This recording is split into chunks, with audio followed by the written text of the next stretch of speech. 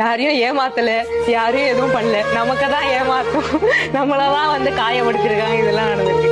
இதெல்லாம் எதுக்கு எக்ஸ்பிளைன் பண்ணிட்டு நம்ம பாட்டு நம்ம வேலையை செய்வோம், நம்ம உழைப்பை போட்டுக்கிட்டே இருப்போம். உங்களுக்கு என்ன வரணும்னு இருக்கோ அது கண்டிப்பா உங்களுக்கு தான் வந்து சேரும். அது எங்க போய் எப்படி வந்தாலும் கடைசியா உங்களுக்கு தான் வந்துடும்.